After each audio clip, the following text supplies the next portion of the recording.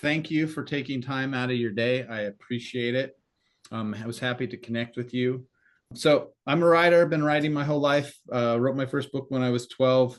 Ended up in journalism when I was in high school, had a paper that hired me. And then I spent a stint as a screenwriter in Hollywood for 15 years down in Hollywood, working with a fairly well-known producer.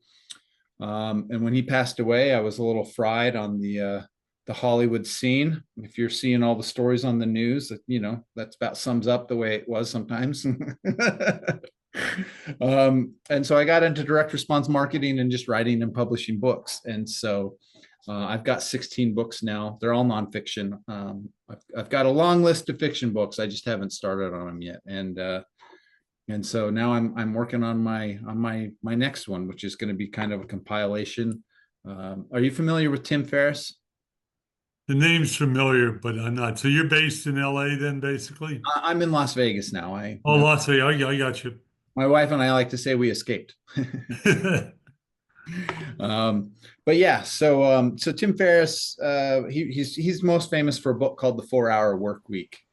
But he published his last couple of books. What he did is he's got a fairly substantial podcast where he interviews a lot of people, and at the end of the year he takes sort of his best interviews and then he compiles them into like a book. And I just thought it was a really great idea what he did, and so that was the sort of the litmus for this project here. And I'm interviewing primarily CEOs of companies that have reached a certain amount, just because of everything out there is around guys in startups that are trying to get their first 10 to 15 employees. And I was like, yeah, but what happens when you get to 50 and 100? And what does that look like? And how do you get there? And how do you manage that? And what does that do with the culture? And so that was what this book is about, is, how do you go from, startup scrapping? I think most small businesses in America are 4 to 5 employees. And so I just sort of became enamored with what does it take to grow beyond that, and more specifically, what are the challenges you face when you do that? Because I think, at least in my work with people and the conversations I've had, there's sort of this myth of like, oh, when you get to a certain point where you can have 25 or 50 or 100 or 500 employees, then you've got it made, right? But I'm like, there's a whole other level of things you got to deal with, and a whole other level of skills that you've got to have to be there. So that's kind of what this project's about. I'm interviewing as many people as I can, and we're going to compile everything into sort of a user guide and a compendium for other business owners that are looking to grow. I'm in your court, so let's get started any way you want. All This right. is not the first podcast I've done, probably not the last. And my uh, own background's a little different than most. Yeah, so let's talk. So I saw you listed as your company's Healthy America Ecosystem. So can you talk to me just let's just do a little bit of summary about what that is. And Yes, it goes back a little further than that. Uh, Let me give you a short pitch on my bio. yeah, Okay. Overeducated and always multitask. So I have degrees in agriculture, environmental engineering, medicine, public health, and schooled all over the world. Not wow. better or worse, just different. Yeah. Um, I was a commissioned officer in the U.S. Public Health Service. I did some service for the country. I did some diplomatic service overseas. I've been in the media. I've taught at different places. And I've seen all of the world of what I would call sick care, healthcare, and health. Mm. And I'm pushing the ladder to go up the stream. I was shortlisted, but didn't make it to be U.S. Surgeon General under the Obama administration. Wow. I've played in the politics across the board and seen the good, the bad, and you can fill in the rest of the dots. Um, have done a lot of media and still doing media. And as I saw the healthcare delivery system, including being a patient more recently, which I don't wish upon you, I saw the inside of a hospital recently. Ironically, at the same time I was admitted to the hospital, I was invited to the Vatican to meet with the Pope. This is last month. It did not happen. Life Uh, goes on.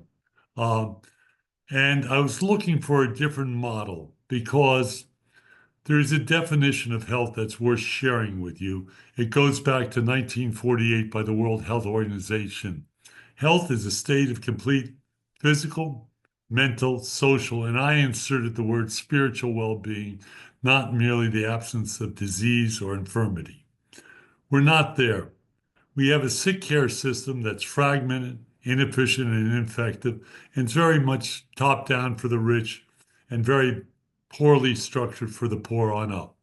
As I went around the country, I looked at all of rural America. I filmed films in Appalachia. I filmed films in Las Vegas, New Mexico. I did a major project in Salt Lake City, and I saw the same story. We're in a tough time for productive transformation change. Um, and I saw the system from all the different points. I was a consultant for the labor unions. I was a consultant for large corporation, whether it was Ford, Lockheed, Rockwell, you name it. I saw the public sector too, working for major counties and states. And each one had a pillar or a vertical. So it's hard to cross over from one pillar or vertical to the next. And as I was getting a little bit more mature, economics weren't the number one thing in my life. I had freedom to do something. My kids were growing up a little bit. My son's a sports anchor in Phoenix, for the major station in Phoenix. I saw a different model. So a healthier American ecosystem is a different model. It's a model that's more holistic and integrated. And the model really has three eyes to it. It's interactive, it's interdependent, and it's interconnected. And it really looks at all the other things that would affect Travis's health status. It could be his education, it could be his housing, it could be his transportation, it could be his environment, it should be his technology. So we're trying to launch, develop the three M's, have the moment, develop the momentum, and create the movement to have something that's more aspirational and has a change from the status quo, which really everyone agreed upon is dysfunctional. Yeah. So that's the pitch to you. And I've worked in corporate America at a reasonably high level. FTI, I was the executive physician for one of the largest consulting companies in the country. I worked for Buck. I worked for as a private consultant. So I've seen, and I also had my own entrepreneurial ventures So you've seen all sides of it from every level. with all different, and I've seen successes and I've seen failures and I've seen the dynamics. And one of the best lines I got was in Appalachia. So you're welcome to take any of my lines. The line there was incomes are prioritized over outcomes. Yeah. And I thought that was a pretty powerful line. Also, another line that you can use: think bold, start small, move with passion and purpose. Yeah, that's a So try to do things that are doable. And along the way, you make some pivots. And you've made some pivots in your own life. yeah, certainly have. So when you talk about every state, every county has their own vertical in the healthcare system. Can you give me a couple of examples of what that means, and also why does that make it so hard for them to change? Well, that's a great question. I schooled overseas too at a famous institution, and I'd say your question is better than my answer. Um, there's definitions. So if you are in, let's say, Mississippi, the Delta, Mississippi, that's rural with one culture. If you go to Las Vegas, New Mexico, and I don't know if you knew, Las Vegas, New Mexico voted no for Las Vegas, Nevada in 1890. So it never became Las Vegas, the gambling thing. And each one of these has a problem of moving more downstream than upstream. They also have a problem of the top to bottom problem. The top is where the money comes from. If you're in your space, you probably have heard of wizards and dreamers. Yep. Um, and I've been involved with that too. The wizards are where the money is, and most of these small towns look to the government for the money, but they're understaffed and don't have the resources to go after the grants. Philanthropy has ignored most of America except for the urban environment. Leadership is tough. Rural hospitals are understaffed and they're under leadership driven. And they're living off the 1960s Hill-Burton budget, not the current entrepreneurial budget. So if you go from the Delta and you decide you want to go to Montana, it's a different politics there. So you have a different framework to work from with the similar basic issues. You have poverty, you have isolation, you have lack of technology, you have a lack of specialists who want to live there. And academia tends to be more urban and confined to where they're at. Not all, there are exceptions to the rule, but change is tough. And it doesn't matter what the political structure is in Washington, it's hard to get what you're doing. So I applaud you. You're trying to get a best practice story. And I will tell you, within a month, because of successes and failures, I will be coming out with a coffee table book. I've written other books, but it will be building a healthy American ecosystem. And I promise you, it'll be very attractive and very catchy. You'll catch it. It won't be a full novel. It won't be a nonfiction of hundreds of pages. And from there, we're looking to have a conclaves, forums, summits, and even to create a documentary on the seven sectors. So, My co-host is interrupting us here. more impressive. I think the co-host should ask the questions and forget you, Travis. Sorry to interrupt, but she came and stuck her face in my face and was like, I "Hey, think it's great, and I love your room. Your room's very attractive. thank you." It's funny when you were mentioning building a healthy American ecosystem. My brain went, "Man, that's a great title for a book." So I'm excited that you actually are putting that into a book. That's Oh, you'll see. I mean, because of you, I must admit, since this is an open conversation, you'll edit it any way you want. I didn't have a clue who Travis was. I fantastic. didn't have a clue if this was going to be for real. Yeah, And I guess I should share my wife's name and you can look her up. Nancy Fund, Pfund. PFU. Um, Right. you ever hear of um, Tesla? Of course. She helped create the company. She's a social impact investor. The rest you can look up on your own. Okay. Well, I suppose some small companies like Tesla. Yeah. So we've learned a lot about the good, the bad, and interesting enough, the company I created in the 90s was called THAP, Total Health and Productivity.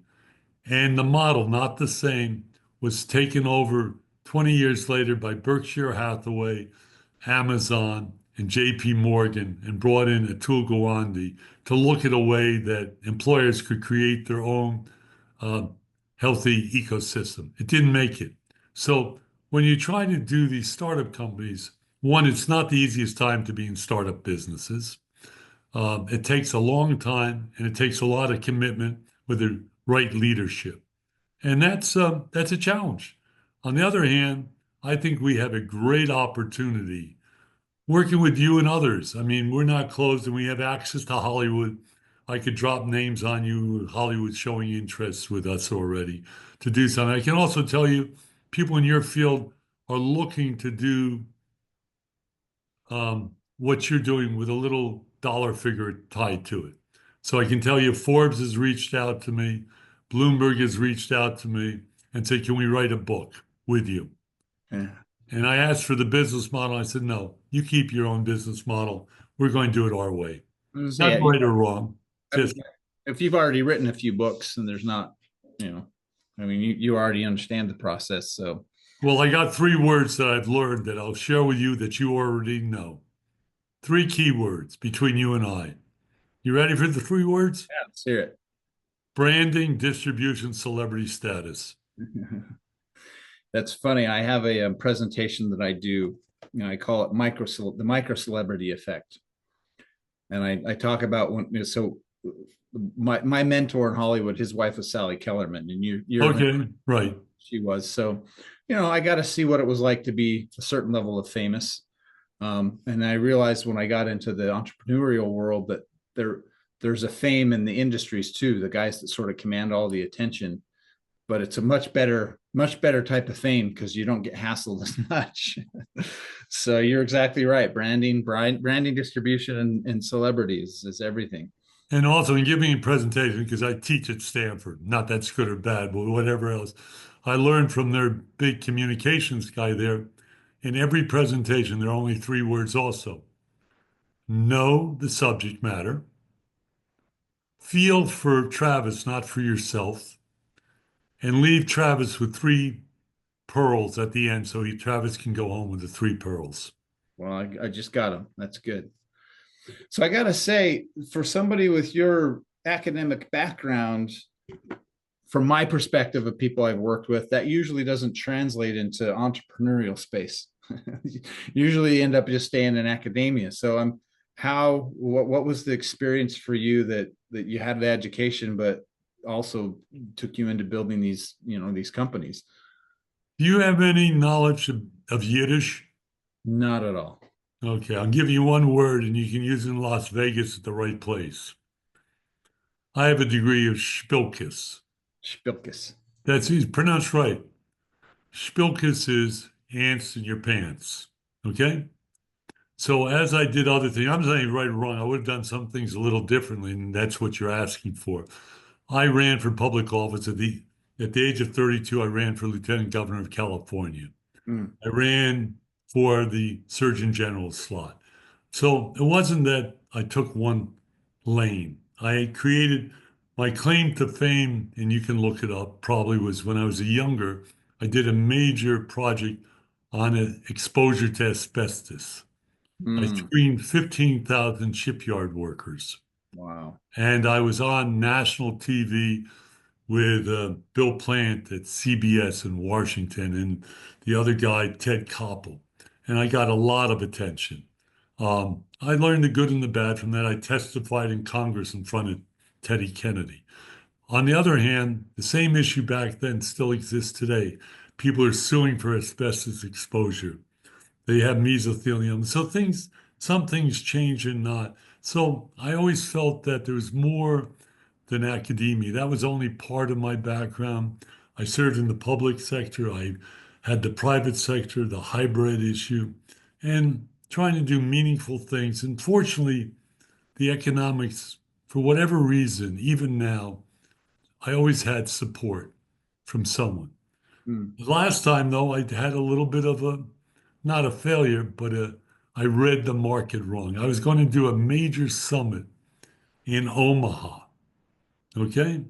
I had made three, not mistakes, but I didn't read out the tea leaves right. One, I started it during the political year last year, wrong place. yeah. Two, I thought people would be intrigued by doing it in the heartland of America, wrong place. Okay. The only things that people go to Omaha for are if they have a relationship with Warren Buffett, if they have a relationship with steak, and if they like college baseball because the World Series are there. I didn't realize that most of Warren Buffett's investments were in Dairy Queen, Coca-Cola, and Domino's Pizza. Apple for a while, but he's been off. Okay, yeah, right. But I had to deal with health, so whatever. So at the end, I said, we're flipping this. So we flipped it. And now, Travis, I don't know how to, I'll send you a copy of it. We'll see. We're changing it to do a different way, and we're getting sponsorship. Also, we went after all the large sponsors, whether banks or major accounting firms or other. They said this is not the year we're making a decision. It's a political year, and we're not going out of our comfort level. So that's what I'm saying. That's not a failure, but it's a pivot. Like you made your pivots out of Hollywood. It's also partly timing too, right? That's right. And you could Totally make correct. the argument in Hollywood that a lot of times that it's the guys that had the lucky timing are the ones that end up hitting the top for whatever reason. So with you, so for you then starting these companies, so what I love about this is that obviously my book is about leadership and what does it mean to be a good leader and how do you lead people, and most of the people I'm talking to are entrepreneurs. Now you are an entrepreneur, but you've also had the public health space, and you've done with philanthropy. and not the public health, but the public service space. So like as you started your own companies and started managing these and growing, and obviously if you got your company now, like what were some of the challenges? Let's talk about sort of the stages of what are the challenges of from like startup to I don't know the first million, and then when's the pivot point where what worked before doesn't work anymore, and how did you navigate those as a leader? That's a great question. And I can't give you the definitive response, but I'll give it a try. Sure. Well, I'm just more about your experience there. I don't think there's a right or wrong answer with all what's so The, fantastic about it. the first thing is have an idea that's not only yours, but maybe shared with some other people. So it's an innovative idea, creativity. Try to have a direction that you want to take. And if you really want to do it correctly, do a SCOT analysis, which you've never heard of, but you've heard of a SWOT Yeah. analysis. Yeah. What's a I Scott? didn't like this. I didn't like the W, so I changed it to challenge. Mhm. Okay. So what's your vision? What are your strengths? What are your challenges? What are your opportunities? And what are your threats? In the process, you learn some stuff and you should also get some change. So I'll share with you some of the things I would have done differently from experience. I had a healthy ego for the word I this and I that. And I did a lot of different things. I did not do the we as well as I could have. I did not put the energy into the team. Okay. I created the team, and the challenge was that as I changed because of I ran out of patience for A, I went to B, I went from B to C. I didn't support the people who were with me at A. So they said, why do you want to work with Phil? Phil, is going to move to B to C, and we don't know where we're going. So I would have done that. Two, in hindsight, I would have focused on fewer things at the same time because I was practicing medicine, being an entrepreneur in the political circle. I would have taken the fewer things and done more laser focus. I would have also gone after executive coaching for myself because, for better, for worse, and you can make your own comments, I can pitch, okay? I can sell, I can motivate, but I didn't dot all the I's on functionality. Another thing that you have to do better than I did, I'm doing a little bit better now, is I have to listen. So I have to listen to what Travis is asking for and understand that over time, Travis and I will have a different relationship than we started today. And actually, I reach out to say that it's a yes from my perspective. I like Travis. So that's that's moving forward. This is a surprise podcast. Okay. Yeah. Totally Yep. surprised how you got to it, how I tried to schedule with you, which was a nightmare. Uh, they said don't schedule. You couldn't schedule until next November. I said, wait a second. I'm just telling you that's a fact. That's not fiction. I appreciate the feedback. We moved our entire system onto a new platform, and it has it's not been a smooth transition. I'm sorry you got caught. I'm not telling you. I'm just telling you. But somehow Travis Cody, the person attract. That's why I said, and I got permission from my significant other to go forward. Okay. She said, why do you even want to do it? So to finish your comment is you have to learn, you have to listen, you have to develop trust with both the client and your own team, and you have to have a strategic action plan that has texture to it. So you got to move A, B, and C. So right now, I have texture. You asked me what about healthy American ecosystem. I have texture of the strategic action plan. And I learned something from others. So listen.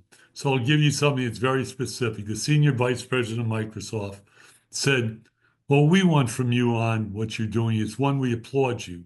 Two, we have 4 points that we want you to deal with us on. One, what's your purpose? So I could give you an entire picture of the purpose. Okay? And you'll see it in the book. Yeah. Two, what are your expectations? So make it clear and specific what your expectation. Three, who else is sponsoring you? We don't want to be the first sponsor. We want to be part of the team. And four, probably the most important thing he said is, what's in it for Microsoft? What do we get out of it, not what you get out of it? And now, as this book comes out, I can tell you I talked to Hollywood at length today.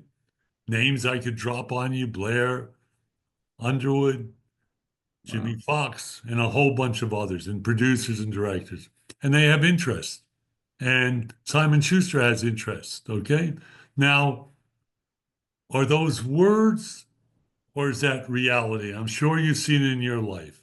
There are a lot of very,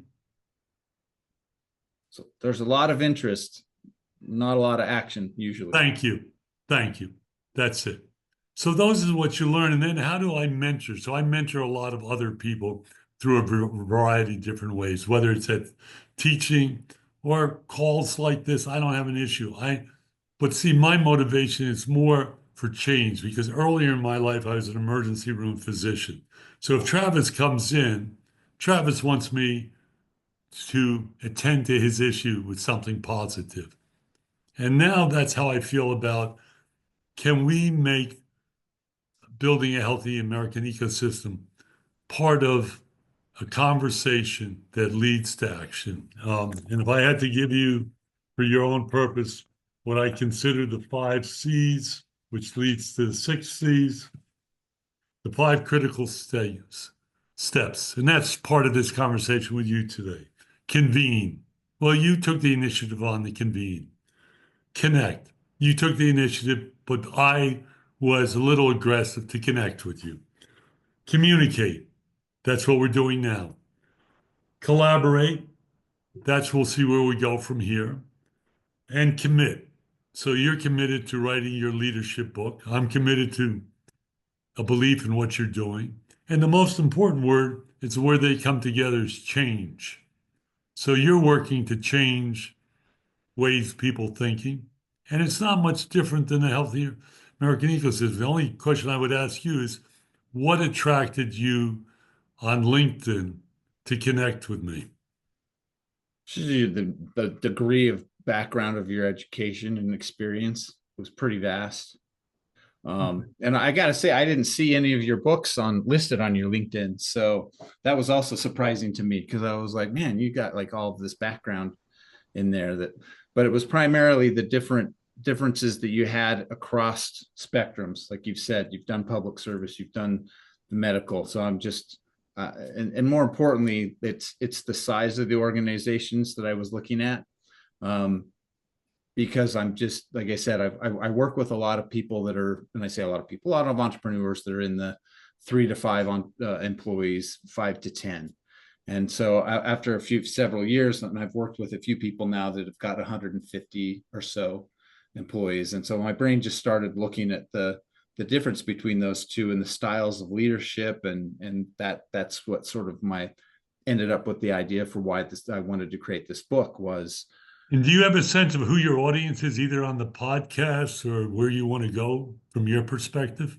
Yeah, I think my audience is going to, I'm targeting it at people that are probably running businesses in the $1 million range that are trying to figure out how do we get to 10. Because again, most of the people I'm working with that are in the $1 million a year range are in the 5 to 10 employee thing, and they've been there for a number of years. They're stuck. They're stuck. Yeah. And so that's when I started looking at it going, and, I had a very fascinating conversation with he's actually working with me to write his first book. His company is going to do, I think, probably 130 million this year. He's in the supplement space.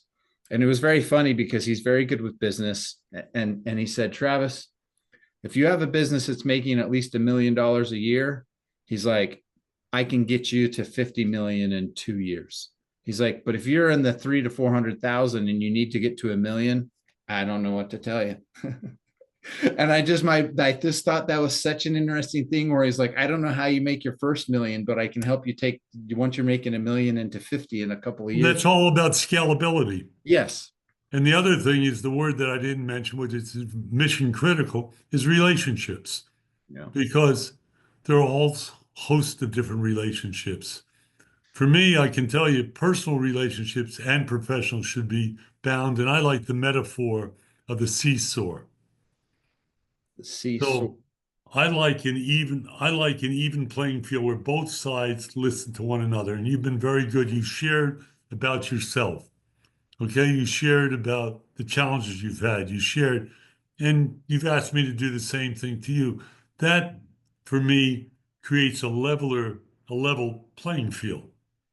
If everyone's just grabbing you for money, network, or relationships, at my age, I'm a little challenged. Also, I've learned that moderation's okay. Mhm. Don't take on more than you can do and put your energy into it. I, I That's, definitely didn't learn that lesson in my 20s and 30s. I think I'm just starting to get it now. yeah. So, You is know, there you anything said, else I can answer for you, and then I'll let you go? yeah, I was going to say, you know what? What I think is interesting is your comment about one thing you wish you would have done was executive coaching for yourself. A number of years ago, I was at a meeting in Santa Monica, and it was, I forget his name, and I probably should know who he is, but it's the guy who founded QuickBooks. Uh-huh. He's worth $9 billion now, I think. Is that the same as Intuit? Yeah, yeah. Yeah, okay. Intuit. Cook. He founded His name Intuit. was, his last name was, I think, Cook. I think you're right. But somebody asked him, like, in your career, what was the biggest mistake that you made? And he, without hesitation, he said, knowing what I know now, he's like, I wish I would have gotten an executive coach 20 years ago. He's like, I just got one 3 years ago. And he's like, my wealth has doubled in that amount of time. And he's like, I'm worth $7 billion. He's like, I probably would have been worth 50 or more. And so, and it was interesting because most people think, well, when you get to the point where you're worth $1 billion, why would you need outside help? Right. And he was saying, oh man, having a coach was the best thing that ever happened to me in my business. So, Well, I raised a lot of money for that. I had help from Hamburg and Quist at that time. I went after a lot of money, and ironically, although it's a challenge now, most of the money I got was from United Healthcare. hmm, Uh, and I learned that they looked at me as a prototype for their future, but wouldn't let me have access to their client base. Okay. The other thing is I learned was being sponsored by venture capital, they're interested in return on investment at a different pace than I was. And I didn't listen to my own team because I had to hire too many programmers when I should have leased the software. Yeah, so there were a lot of mistakes, and the clients wanted A to be done, and I was pushing B on them. So I should have listened to the clients more. And the executive coach could have given me some ability. And then is wealth happiness? That's an open-ended question. I mean, you want to be successful and you want to make sure you pay back your sponsors in tangible ways as soon as possible. Um, However, sometimes ego gets in the way. So when I looked at myself, people say, well, you got four things for your identification. You're a character, um, you have an ego, you have energy, and you're Meshuggah, which means a little eccentric. So and then you play into your strengths, but then you back off and you listen to Travis, and will Travis stay on schedule for his leadership book? Does he have the right? You can't self-publish it because if you self-publish it, no one's going to read it. I can tell you, I know a lot of self-publishing. You're lucky if you get 1,000 copies sold. So you have sure, to, and you got to have some celebrity status, that helps write the introduction for you and say, I've learned something from him. So in some ways, we're not in very different spaces, just different subject matter. sure. So, what's your goals in 2025 with your Healthy America Eco Plan? You're releasing the book, but what you said I you can I can tell you, um, the question is, are you asking me a dream state or a reality state question? both. What's your Both. dream? And then what's the reality for 2025? Um, the dream state is to get the book to Travis by February 1st.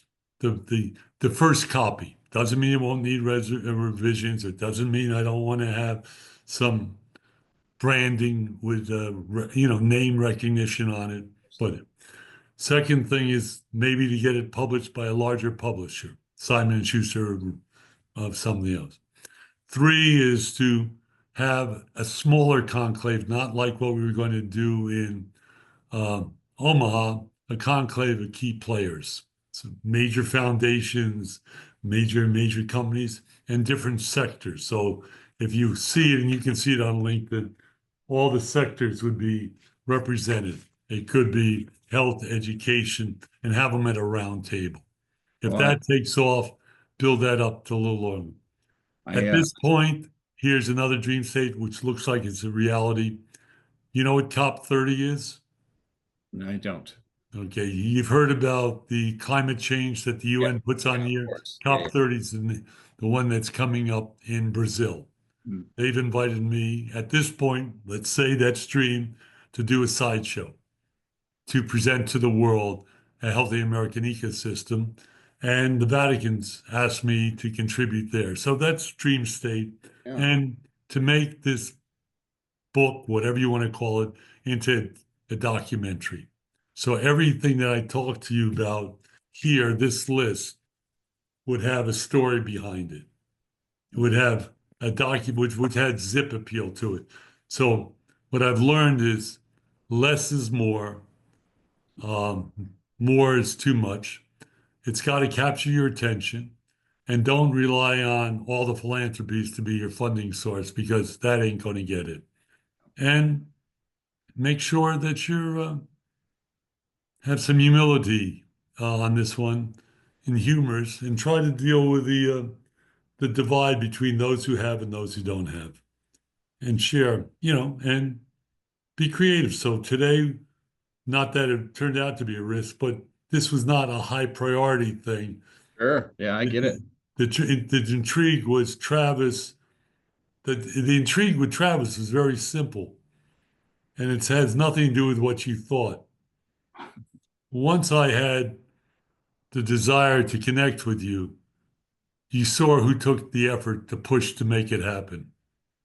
That caught me off guard, and I'm not one. Um, I can only show you one thing. This is out of humor. It's not out of anything else. I have another identity.